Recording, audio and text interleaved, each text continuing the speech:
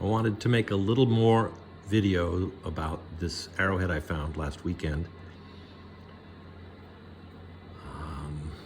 It's a pretty thing. It's from Rhode Island, and I just wanted to look at the shape a little bit more closely. Get some views. I hope it's in focus. Down the thing. And then I just wanted to comment, it's a single shouldered arrowhead. I want to also say some things about other stuff I found nearby and how the styles are similar but not identical. And then I also want to comment that this flake here was removed from this direction that way. It's not a flake from the side. And if you start looking at this closely, you see when they made this single notch there, they were able to strike flakes off. This is an overshot flake right here. From here towards the tip, which is an interesting strategy for thinning the thing, because usually the thinning flakes are coming in from the side. There may be a very small amount of tip missing there. It doesn't matter to me. So I'm going to make this a longer video and say a few more things about it. And I should say that I'd be grateful if you'd like, comment, or subscribe, because it's just a real boost to one's vanity. But you can't help but want people to be watching your videos. So this is the first one, just about the details of this. I hope you've gotten a look at it. Now, it's about as thin as you're going to find a quartz arrowhead made out of. If someone got a thinner one, let me know.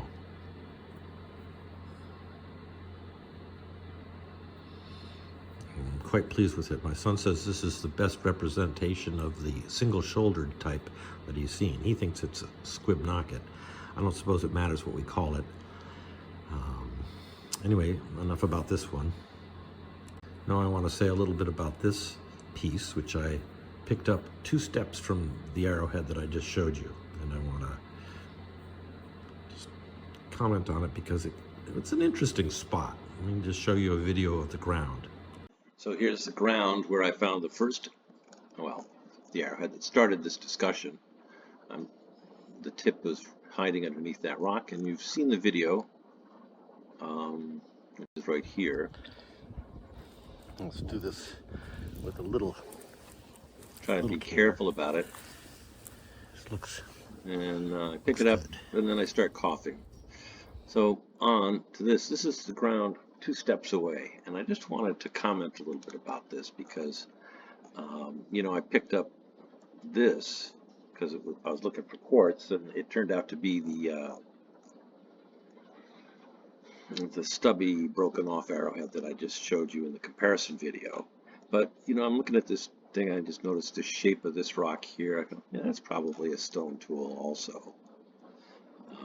I don't think I would have collected it. It's got that same wading river stem shape and the same kind of curve to the tip. It doesn't matter. And you look around and you go, what about this?